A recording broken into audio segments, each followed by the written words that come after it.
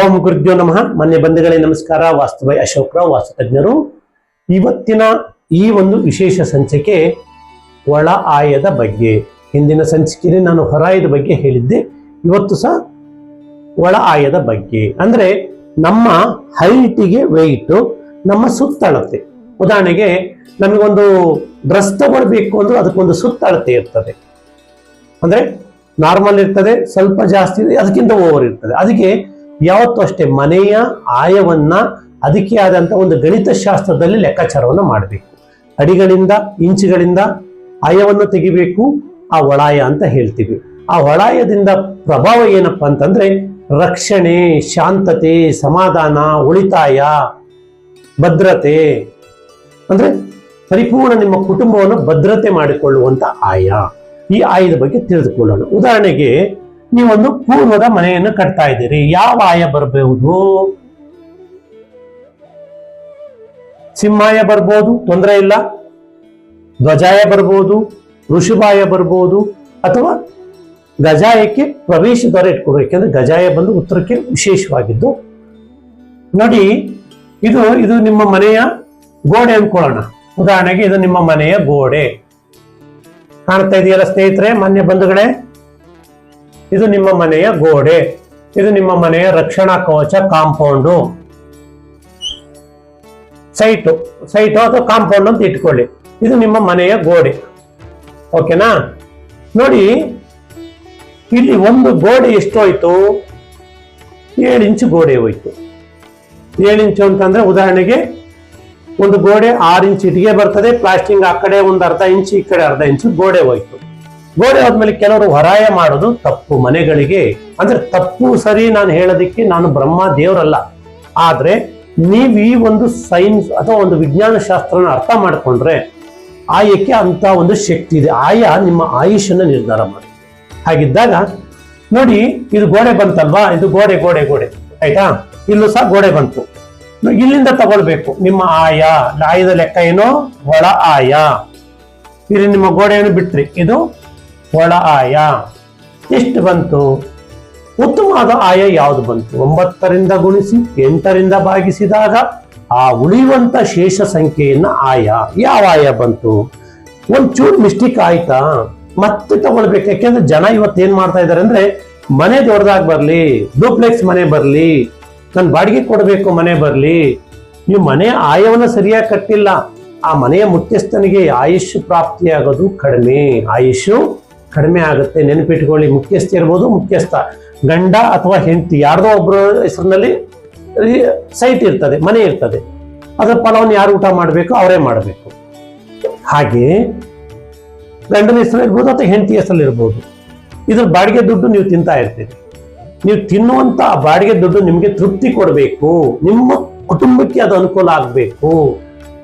ಇಲ್ಲಿ ಲೋಪದೋಷಗಳು ಮಾಡ್ಕೊಂಡು ಬಾಡಿಗೆ ಬರ್ಲಿ ಅಂತ ದೊಡ್ಡ ಮನೆ ಕಟ್ಟಿ ಆಯ ಕೆಡಿಸ್ಕೊಂಡ್ರಿ, ವಾಸ್ತು ಕೆಡಿಸ್ಕೊಂಡ್ರಿ, ದಿಕ್ಕನ್ನು ಕೆಡಿಸ್ಕೊಂಡ್ರಿ, ಪಂಚಭೂತಗಳಿಗೆ ಗಾಳಿ ಬೆಳಕು ಎಲ್ಲದಕ್ಕೂ ನೀವು ಅಡೆತಡೆ ಮಾಡ್ಕೊಂಡ್ರಿ. ಯಾಕಂದ್ರೆ ನೀವು ಇಲ್ಲಿ ಗಾಳಿ ನಿಮ್ಮ ಮನೆಗೆ ಸುತ್ತ ಅಟ್ಲೀಸ್ಟ್ ಪಶ್ಚಿಮದಲ್ಲಿ 1 ಅಡಿ, ದಕ್ಷಿಣದಲ್ಲಿ 1 ಅಡಿ, ಪೂರ್ವದಲ್ಲಿ ಒಂದು 6 ಅಡಿ ಅಥವಾ 7 ಅಡಿ, ಹಾಗೆ ಉತ್ತರದಲ್ಲಿ ಒಂದು 3 ಅಡಿ. ಯಾಕೆಂತಂದ್ರೆ ಮನೆಯಲ್ಲಿ ಗಂಡ ಇಂಪಾರ್ಟೆಂಟ್, ಹೆಂಡತಿನೂ ಇಂಪಾರ್ಟೆಂಟ್, ಗಂಡು ಹೆಣ್ಣು ಇಬ್ರು ಇಂಪಾರ್ಟೆಂಟ್. ಆ ಮನೆ ಮುಖ್ಯಸ್ಥ ಶ್ರಮ ಪಟ್ಟು ಹೊರಗೆ ದುಡಿದು ಬರ್ತಾರೆ. ಅದೇ ಮನೆಯ ಮುಖ್ಯಸ್ಥೆ ತನ್ನ ಮಕ್ಕಳ ಜವಾಬ್ದಾರಿ, ಮನೆಯ ಜವಾಬ್ದಾರಿ, ಹಣಕಾಸು ಗಂಡ ದುಡಿದು ತಂದಂತ ಹಣವನ್ನ ಶೇಖರಣೆ ಮಾಡಿ, ಜೋಪಾನ ಮಾಡಿ, ಮುಂದೆ ಮಕ್ಕಳ ಭವಿಷ್ಯಕ್ಕೋಸ್ಕರ ಅವರು ಶೇಖರಣೆ ಮಾಡಬೇಕು. ಅಂದ್ರೆ ಆ ಒಂದು ಶಕ್ತಿ ಆ ತಾಯಿಗೆ ಬರಬೇಕು. ಆ ಬರಬೇಕು ಅಂದಾಗ ಉತ್ತರದಲ್ಲಿ ಒಂದು 3 ಅಡಿ, ಆ ತಾಯಿನೂ ಶಾಂತವಾಗಿರ್ಬೇಕು, ಮನೆ ಮುಖ್ಯಸ್ಥೆ. ಯಾಕೆಂದ್ರೆ ಮನೆ ನಿಭಾಯಿಸೋದು ಅಷ್ಟು ಸುಲಭ ಅಲ್ಲ. ನಾವೇನೋ ಗಂಡಸರು ಹೇಳ್ಬಿಡ್ತೀವಿ, ಬಟ್ ಹೆಂಗಸರು ಕಷ್ಟ ಆಗುತ್ತೆ. ಕೆಲವರು ನಾನು ಹೊರಗೆ ದುಡ್ಕೊಂಡು ಬರಲ್ವಾ, ನೀನೇನ್ ಮಾಡ್ತಿದ್ದೆ ಮನೆಯಲ್ಲಿ ಅಂತ ಕೇಳ್ತಾರೆ. ಆದ್ರೆ ಅವ್ರಿಗೆ ತಡ್ಕೊಳ್ಳೋ ಶಕ್ತಿ ಇರ್ತದೆ, ಕೆಲವ್ರ ಕೈಲಿ ಆಗಲ್ಲ. ಹಾಗಿದ್ದಾಗ ದಯಮಾಡಿ ಆ ತರ ಯಾರು ಬಂದು ದಬ್ಬಾಳಿಕೆ ಮಾಡಬೇಡಿ. ಹೆಣ್ಣು ಮಕ್ಕಳ ಮೇಲೆ, ನಿಮ್ಮ ಹೆಂಡತಿ ಮೇಲೆ ಅಥವಾ ನಿಮ್ಮ ತಾಯಿಂದಿರ ಮೇಲೆ. ಅವ್ರಿಗೂ ಒಂದು ಭಾವನೆ, ಅವ್ರಿಗೂ ಒಂದು ಫೀಲಿಂಗ್ ಇರ್ತದೆ. ಹಾಗಿದ್ದಾಗ ದಯಮಾಡಿ ಅದು ಯಾಕೆ ಬರ್ತದೆ? ಆ ಮುಖ್ಯಸ್ಥನ ತಪ್ಪಲ್ಲ. ಮನೆಯಲ್ಲೇನೋ ವಾಸ್ತು ದೋಷ, ಆಯ ದೋಷ ಅಥವಾ ದಿಕ್ಕಿನ ದೋಷ ಇದ್ದಾಗ ಅವ್ರು ಆ ಥರ ಎಗರಾಡ್ತಿರ್ತಾರೆ. ದಯಮಾಡಿ ಅವರು ತಪ್ಪಲ್ಲ, ಆ ಮನೆಯ ಮುಖ್ಯಸ್ಥಂದು ತಪ್ಪಲ್ಲ, ಮುಖ್ಯಸ್ಥಿದು ತಪ್ಪಲ್ಲ. ಆದ್ರೆ ಇಲ್ಲಿರುವಂತ ದೋಷ ನಮ್ಮನ್ನು ಹಾಗೆ ಮಾಡ್ತದೆ. ಯಾರು ಉದ್ದೇಶಪೂರ್ವಕ ತಪ್ಪು ಮಾಡಬೇಕು, ಕೋಪ ಮಾಡ್ಕೊಳ್ಬೇಕು ಅಂತಲ್ಲ. ಇಲ್ಲಿ ಏನಾದ್ರು ಲೋಪದೋಷಗಳಿದ್ದಾಗ ಮನೆ ಯಜಮಾನ ಮನೆಗೆ ಬೇಗ ಬರಲ್ಲ, ಸ್ವಲ್ಪ ಡ್ರಿಂಕ್ಸು ಮತ್ತೊಂದು ಮಾಡಿಕೊಂಡು ಲೇಟಾಗಿ ಬರ್ತದೆ. ಯಾಕೆಂದ್ರೆ ಟೆನ್ಷನ್ನು, ಹೊರಗೇನೂ ಟೆನ್ಷನ್ನು, ಒಳಗೂ ಟೆನ್ಷನ್ನು. ಅದೇ ನೀವು ಆಯಸಮ್ಮತವಾಗಿ ವಾಸ್ತುಸಮ್ಮತ ಮನೆ ಕಟ್ಟಿದ್ರೆ ಎಷ್ಟೊತ್ತಿಗೆ ನನ್ನ ಮನೆಗೆ ಹೋಗ್ತೀನಿ, ಎಷ್ಟೊತ್ತಿಗೆ ನನ್ನ ಹೆಂಡತಿ ಮಕ್ಕಳ ಜೊತೆ ಖುಷಿಯಾಗಿರ್ತೀನಿ ಅಂತ ಆ ಭಾವನೆಗಳು ಬರ್ತವೆ. ಹಾಗಾಗಿ ಆಯಕ್ಕೆ ಪ್ರಾಮುಖ್ಯತೆ ಕೊಡಿ. ಒಳಾಯ ನೋಡಿ, ನೀವು ಒಳಾಯವನ್ನು ಮನೆಗೆ ಕೊಡಬೇಕು. ನೀವು ಎಷ್ಟೇ ದೊಡ್ಡ ಮನೆ ಕಟ್ಟಿ ನಿಮ್ಮ ಅಳತೆಯ ಸೈಟಿಗೆ ನಿವೇಶನಕ್ಕೆ ಅನುಗುಣವಾಗಿ, ಅರ್ಥ ಆಯ್ತಾ? ಆದ್ರೆ ಯಾವ ಆಯದಲ್ಲಿ ನೀವು ಮನೆಯನ್ನು ತಗೊಳ್ತೀರಿ, ನಿಮ್ಮ ದೇವರ ಮನೆಯನ್ನು ಅದೇ ಉತ್ತಮ ಆಯದಲ್ಲಿ ದೇವರ ಮನೆಯನ್ನು ತಗೊಳ್ಬೇಕು. ಉದಾಹರಣೆಗೆ ಸಿಂಹಾಯದಲ್ಲಿ ನೀವು ಮನೆ ಕಟ್ಟಿದ್ರೆ ದೇವರ ಮನೆಯನ್ನು ಸಿಂಹಾಯದಲ್ಲಿ ಕಟ್ಟಿ. ಋಷಭಾಯದಲ್ಲಿ ಮನೆಯನ್ನು ಕಟ್ಟಿದ್ರೆ ಋಷಭಾಯದಲ್ಲೇ ಕಟ್ಟಿ. ಗಜಾಯದಲ್ಲಿ ಕಟ್ಟಿದ್ರೆ ಗಜಾಯದಲ್ಲಿ ದೇವರ ಮನೆ ಕಟ್ಟಿ, ಅಥವಾ ಧ್ವಜಾಯದಲ್ಲಿ ಕಟ್ಟಿದ್ರೆ ಧ್ವಜಾಯದಲ್ಲಿ ದೇವರ ಮನೆಯನ್ನ ಕಟ್ಟಿ. ಆದ್ರೆ ಒಳ ಆಯ ಇರಬೇಕು. ದೇವರ ಮನೆಗೂ ಒಳ ಆಯ, ಮನೆಗೂ ಒಳ ಆಯ. ಯಾಕೆ ಅಂತ ಕೇಳಿ, ನೀವು ಇಲ್ಲಿ ಪರಿಪೂರ್ಣ ಮಾಡ್ಕೊಂಡಿದ್ದೀರಿ, ಸರಿ ಮಾಡ್ಕೊಂಡ್ರಿ, ಗುಡ್. ಸಂತಾನ ಪ್ರಾಪ್ತಿ ಆಗುತ್ತೆ, ದೈವ ಬಲ ಜಾಸ್ತಿ ಆಗುತ್ತೆ, ನಿಮ್ಮ ಹಣಕಾಸಿನಲ್ಲಿ ಅಭಿವೃದ್ಧಿ ಆಗುತ್ತೆ, ಶತ್ರುತ್ವಗಳು ಉಂಟಾಗೋದಿಲ್ಲ. ಇಂಥ ಆಯದಲ್ಲಿ, ಉತ್ತಮ ಆಯದಲ್ಲಿ ನೀವು ಮನೆ ಕಟ್ಟಿದ್ರೆ. ಅದೇ ಮಧ್ಯಮ ಆಯದಲ್ಲಿ ಕಟ್ಟಿದಾಗ ಅನಾರೋಗ್ಯ, ಆರ್ಥಿಕ ಸಂಕಷ್ಟ, ಕಲಹ, ವೈರತ್ವ, ಜೀತ ಪದ್ಧತಿ, ಅಡಿಯಾಳಾಗಿ ಕೆಲಸ ಮಾಡೋದು, ಅಥವಾ ಇನ್ನೊಬ್ಬರಿಂದ ಮೋಸ ಹೋಗೋದು, ಅಥವಾ ನೀವೇ ಇನ್ನೊಬ್ರಿಗೆ ಮೋಸ. ಹಾಗಾಗಿ ದಯಮಾಡಿ ಮಾನ್ಯ ಬಂಧುಗಳೇ, ಆಯಕ್ಕೆ ಪ್ರಾಮುಖ್ಯತೆ ಕೊಡಿ. ಮನೆ ನೀವು ದೊಡ್ಡದು ಕಟ್ಕೊಳ್ಳಿ, ಹಂಗಂತ ಬೇಡ. ಆದ್ರೆ ಆಯವನ್ನು ಅಟ್ಲೀಸ್ಟ್ ಮನೆ ಒಂದು ಚಿಕ್ಕದಾದ ನಿಮ್ಮ ಮನಸ್ಸು ದೊಡ್ಡದಾಗುತ್ತೆ, ವಿಶಾಲವಾದಂಥ ಮನಸ್ಸು. ನೀವು ಕೊಡೋರಾಗ್ತೀರಿ, 10 ಜನಕ್ಕೆ ದಾನ ಧರ್ಮ ಮಾಡ್ತೀರಿ. ನೋಡಿ, ಇವತ್ತು ನಮ್ಮ ದೇಶ ಅಥವಾ ನಮ್ಮ ಪ್ರಪಂಚ ಬೆಳೀತಾ ಇದೆ ಅಂದ್ರೆ ಯಾರೋ ಒಬ್ರು ಸಂಪಾದನೆ ಮಾಡಿ ದೇಶಕ್ಕೆ ಟ್ಯಾಕ್ಸ್ ಕಟ್ತಾ ಇದ್ದಾರೆ. ಅದರಿಂದ ತಾನೇ ದೇಶದಲ್ಲಿ ಏನೋ ಡೆವಲಪ್ಮೆಂಟ್ ಆಗ್ತಾ ಇದೆ. ಇನ್ನು ಅನೇಕ ರೀತಿ ಟ್ಯಾಕ್ಸ್ ಬರ್ತಾ ಇದೆ. ಹಂಗಂತೇಳಿ ಎಲ್ಲರೂ ಒಳ್ಳೆಯವರಾಗ್ಲಿಕ್ಕೆ ಆಗಲ್ಲ.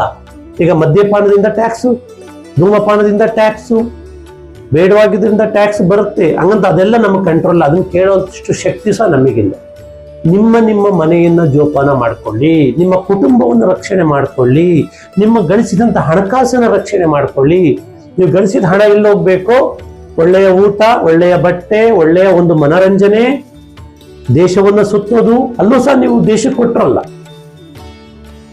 ಹಾಗಂತ ಅನಾರೋಗ್ಯ ಮಾಡ್ಕೊಂಡ್ರೆ ಹಾಸ್ಪಿಟ್ಲಿಗೆ ಕೊಡ್ತೀರಿ, ಇಲ್ಲೆಲ್ಲೋ ಕೊಡ್ತೀರಿ, ಯಾವುದೇದೋ ಮೂಢನಂಬಿಕೆಗಳಿಗೆ ನಿಮ್ಮ ಹಣವನ್ನು ಕಳ್ಕೊಳ್ತೀರಿ ಅಷ್ಟೇ. ಒಳ್ಳೇದ ಮೇಲೂ ನೀವು ಇನ್ವೆಸ್ಟ್ಮೆಂಟ್ ಮಾಡ್ಬೋದು, ಕೆಟ್ಟದ ಮೇಲೂ ಮಾಡ್ಬೋದು. ಇದೊಂದು ಗಮನದಲ್ಲಿ ಇಟ್ಕೊಳ್ಳಿ. ನಿಮಗೆ ನೋಡಿ ಹೇಳ್ಬಿಡ್ತೀನಿ, ನೆನಪಿಟ್ಕೊಳ್ಳಿ. ಫಾರ್ ಎಕ್ಸಾಂಪಲ್, ಸಿಂಹಾಯದಲ್ಲಿ ಮನೆ ಮಾಡಿದ್ರೆ ನೀವು ದೇವರ ಮನೆಯನ್ನು ಸಿಂಹಾಯದಲ್ಲೇ ಮಾಡಿ. ಧ್ವಜಾಯದಲ್ಲಿ ಮಾಡಿದ್ರೆ ಅಲ್ಲೇ ಧ್ವಜಾಯದಲ್ಲಿ ದೇವರ ಮನೆ ಮಾಡಿ. ಋಷಭಾಯದಲ್ಲಿ ಮಾಡಿದ್ರೆ ಋಷಭಾಯದಲ್ಲಿ ಮಾಡಿ. ಗಜಾಯದಲ್ಲಿ ಮಾಡಿದ್ರೆ ಅದರಲ್ಲೇ ಮಾಡಿ. ಒಳ್ಳೆ ಫಲ ನಿಮ್ಮನ್ನ ಹುಡಿಕೊಂಡು ಬರ್ತದೆ. ಸಕ್ಸಸ್ಸು ನಿಮ್ಮ ಕಟ್ಟಿಟ್ಟ ಬುತ್ತಿ.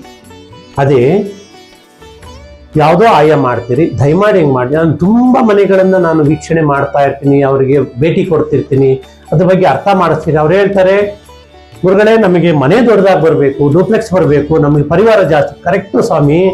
ಇಂಥ ಒಂದು ಮನೆಯಲ್ಲಿ ಶಾಂತತೆಯನ್ನು ನೋಡಿ. ಈ ಆಯದ ಮನೆಯಲ್ಲಿ, ವಾಸ್ತು ಮನೆಯಲ್ಲಿ, ದಿಕ್ಕಿಗೆ ಅನುಗುಣವಾದಂಥ ಮನೆಯಲ್ಲಿ, ಪಂಚಭೂತಗಳಿಗೆ ಅನುಗುಣವಾದಂಥ ಮನೆಯಲ್ಲಿ ಆತ್ಮತೃಪ್ತಿ ಇರ್ತದೆ, ಆತ್ಮ ಸಂತೋಷ ಇರ್ತದೆ. ನೀವು ಒಬ್ರಿಗೆ ಕೊಡೋರಾಗ್ತೀರಿ. ನಿಮಗೂ ಸಹ ಭಗವಂತನ ಕೃಪೆಯಿಂದ, ಈ ಆಯ ಬಲದಿಂದ, ವಾಸ್ತು ಬಲದಿಂದ ನಿಮಗೆ ಹಣದ ಅರಿವು ಜಾಸ್ತಿ ಆಗುತ್ತೆ, ಜ್ಞಾನದ ಅರಿವು ಬರ್ತದೆ, ಸಮಾಜಮುಖಿ ಕೆಲಸಗಳನ್ನ ಮಾಡ್ತಾ ಇರ್ತೀರಿ. ಇದು ಮಾಡಲಿಲ್ಲ ಇಂಥ ಆಯಗಳು, ಇಂಥ ವಾಸ್ತುಗಳು, ಸಮಾಜಕ್ಕೆ ಘಾತುಕ ಕೆಲಸ ಮಾಡೋದು, ಅನಾರೋಗ್ಯ ಬಂದು ನೀವು ನರಳೋದು, ಬೇರೆಯವ್ರನ್ನ ನೀವು ತೆಗಳೋದು, ಇಂಥ ಎಡವಟ್ಟುಗಳಾಗುತ್ತೆ. ದಯಮಾಡಿ ಮಾಡ್ತೀವಿ. ಮಾಡ್ಕೊಂಡು ಅನುಭವಿಸ್ಬೇಕು ಅಂದ್ರೆ ಅಷ್ಟೊತ್ತಿಗೆ ನಿಮ್ಮ ವಯಸ್ಸೇ ಮುಗಿದೋಗಿರ್ತದೆ. ಯಾಕೆಂದ್ರೆ ಪ್ರತಿಯೊಬ್ಬ ಮನುಷ್ಯ ಮನೆ ಕಟ್ಟುವುದು 40 ವರ್ಷ ಆದಮೇಲೆ. ಅದಕ್ಕೆ ಹೇಳೋದು 40 ವರ್ಷದಲ್ಲಿ ಎಲ್ಲ ರೀತಿಯ ಅನುಭವಗಳು ಆಗಬಹುದು. ಹಣಕಾಸಿನಲ್ಲಿರ್ಬೋದು, ಸಾಂಸಾರಿಕ ಜೀವನದಲ್ಲಿರ್ಬೋದು, ಸಮಾಜದಲ್ಲಿ ನಿಮ್ಮ ಗೌರವ ಅಥವಾ ನಿಮ್ಮ ಪ್ರತಿಷ್ಠೆ ಹೆಚ್ಚಾಯ್ತು ಅಥವಾ ಕಡಿಮೆ ಆಯ್ತು ನಿಮ್ಗೆ ಗೊತ್ತಾಗುತ್ತೆ. ಹಣ ಇದ್ದವ್ರನ್ನ ಎಲ್ಲಿ ಕೂರಿಸ್ತಾರೆ. ಅಧಿಕಾರ ಇದ್ದಾಗ ಅವ್ರಿಗೆ ಏನು ಬೆಲೆ, ಅಧಿಕಾರದಿಂದ ಕೆಳಗಿಳಿದಾಗ ಏನು ಬೆಲೆ, ಹಣ ಇದ್ದಾಗ ಅವ್ರಿಗೆ ಏನು ಬೆಲೆ, ಹಣ ಇಲ್ಲಿದಾಗ ಏನು ಬೆಲೆ. ಸಂಸಾರದಲ್ಲಿ ಹಣ ತಂದ್ರೆ ನಮ್ಮ ಮನೆಯಲ್ಲಿ ನಮಗೆ ಬೆಲೆ. ಯಾಕೆಂದ್ರೆ ಮನೆ ನಡೆಸ್ಬೇಕಲ್ಲ. ನೀವು ಹಣ ಗಳಿಸ್ಲಿಲ್ಲ, ನಿಮ್ಮಲ್ಲಿ ಜ್ಞಾನ ಇಲ್ಲ, ಸಕಾರಾತ್ಮಕವಾಗಿ ನೀವೇನು ಗಳಿಸ್ಲಿಲ್ಲ, ಆಗೆಲ್ಲಿ ನಿಮಗೆ ಬೆಲೆ ಸಿಗುತ್ತೆ? ನಕಾರಾತ್ಮಕವಾಗಿ ನೀವೇನೇ ಗಳಿಸಿ ಅದು ನಮ್ಮ ಹತ್ರ ಉಳಿಯಲ್ಲ. ಶಾಪದ ದುಡ್ಡು ಎಲ್ಲೋ ಒಂದ್ ಕಡೆ ಹೋಗುತ್ತೆ, ಮೋಸದ ದುಡ್ಡು ನಮ್ಮ ಹತ್ರ ಉಳಿಯಲ್ಲ. ಯಾಕೆಂದ್ರೆ ನಾನು ಒಂದು ಬಿಸ್ನೆಸ್ ಅಲ್ಲೇ ಇದೆ, ಇವತ್ತು ಸಹ ನಾನು ಬಿಸ್ನೆಸ್ ಮಾಡ್ತಾ ಇದ್ದೀನಿ. ಅಂದ್ರೆ ನ್ಯಾಚುರಲ್ ಮನುಷ್ಯನ ದೇಹಕ್ಕೆ ಎಲ್ಲೂ ತೊಂದರೆ ಆಗದ ರೀತಿ ನಂದೊಂದು ಬಿಸ್ನೆಸ್ ಇದೆ. ಅದು ಮುಂದಿನ ಸಂಚಿಕೆಯಲ್ಲಿ ಹೇಳ್ತೀನಿ ನಾನು. ಅಂದ್ರೆ ಜನರಿಗೆ ಆರೋಗ್ಯವನ್ನು ಕೊಡಿಸಿ ಸಮಾಜಮುಖಿ ಕೆಲಸ ಮಾಡುವಂತ ಬಿಸ್ನೆಸ್ ನಂದು. ಈ ವಿದ್ಯೆ ಕಲ್ತ ಮೇಲೆ ನನಗೆ ಗೊತ್ತಾಯ್ತು, ಇವತ್ತು ನಾನು ಆತ್ಮ ಖುಷಿಯಾಗಿದ್ದೀನಿ, ಸಂತೋಷವಾಗಿದ್ದೀನಿ. ಅಂದ್ರೆ ನಾನು ಇದನ್ನು ಹಂಚಬೇಕು ಅಂತ ಬಂದವರು. ಹಣ ಮಾಡಬೇಕು ಅಂದ್ರೆ ನನಗೆ ಹಣ ಮಾಡೋದು ತುಂಬಾ ಸುಲಭ, ಬಟ್ ಹೆಸರು ಗಳಿಸೋದು ತುಂಬಾ ಕಷ್ಟ. ದಯಮಾಡಿ ಮಾನ್ಯ ಬಂಧುಗಳೇ, ಆಯ್ಕೆ ಮೊದಲನೇ ಆದ್ಯತೆ ಕೊಡಿ ಅಂತ ಹೇಳ್ತಾ, ಹಾಗೆ ಹಣವನ್ನ ಉತ್ತಮ ಮಾರ್ಗದಲ್ಲಿ ದುಡಿಯೋಣ. ಅನ್ಯ ಮಾರ್ಗದಲ್ಲಿ ದುಡಿಯೋರು ದುಡಿಲಿ, ನಮಗೂ ಅದಕ್ಕೂ ಸಂಬಂಧ ಇಲ್ಲ. ಆದ್ರೆ ನಾವು ಸಮಾಜಮುಖಿ ಕೆಲಸವನ್ನ ಮಾಡೋಣ. ಮುಂದೆ ಇನ್ನೊಂದು ತಿಂಗಳಲ್ಲಿ ಇನ್ನೊಂದು ವಿಶೇಷವಾದಂತ ಒಂದು ಆಫರ್ ಅನ್ನ ನಾನು ಬಿಡ್ತಾ ಇದ್ದೀನಿ. ಅದು ಯಾವ್ದ್ರ ಬಗ್ಗೆ ಅಂತ ಕುತೂಹಲ ಇರಲಿ, ಆ ಆಫರು ನಾನು ಹೇಳ್ತೀನಿ ಜನರಿಗೆ, ನಮ್ಮ ದೇಶಕ್ಕೋಸ್ಕರ ಅದು. ಹಾಗೆ ಈ ಸಂಚಿಕೆಯನ್ನು ನೋಡ್ತಿರುವಂಥವರು ದಯಮಾಡಿ ಕಮೆಂಟ್ ಮಾಡಿ. ಆಯದ ಬಗ್ಗೆ ಒಳಾಯದ ಬಗ್ಗೆ ತಿಳಿದುಕೊಟ್ಟಿದ್ದೀನಿ. ಹಿಂದಿನ ಸಂಚಿಕೆ ಹೊರಾಯದ ಬಗ್ಗೆ ತಿಳಿಸಿದ್ದೀನಿ. ಮನಃಶಾಂತಿಯನ್ನು ತಂದುಕೊಡುವಂತ ಆಯ ಒಳಾಯ, ಹಣಕಾಸು ಉಳಿಸುವಂತ ಆಯ ಒಳಾಯ, ಸಂಸಾರವನ್ನು ಚೆನ್ನಾಗಿಡುವಂತ ಆಯ ಒಳ ಆಯ. 4 ಉತ್ತಮ ಆಯದಲ್ಲಿ ಯಾವ ಆಯ ತಗೊಳ್ಬೇಕು ಅಂತ ನೀವು ನಿರ್ಧಾರ ಮಾಡಿ. ನನ್ನ ಸಂಚಿಕೆಯನ್ನು ನೋಡಿದವರು ಲೈಕ್ ಮಾಡಿ, ಶೇರ್ ಮಾಡಿ, ಸಬ್ಸ್ಕ್ರೈಬ್ ಮಾಡ್ಕೊಳ್ಳಿ. ಹಾಗೆ ನಿಮ್ಮಿಂದ ಯಾರಿಗೋ ಒಬ್ಬರಿಗೆ ಸಹಾಯವಾಗಲಿ ಅಂತ ಹೇಳ್ತಾ ಸಂಚಿಕೆಯನ್ನು ಮುಗಿಸ್ತಾ ಇದ್ದೀನಿ. ಧನ್ಯೋಸ್ಮಿ.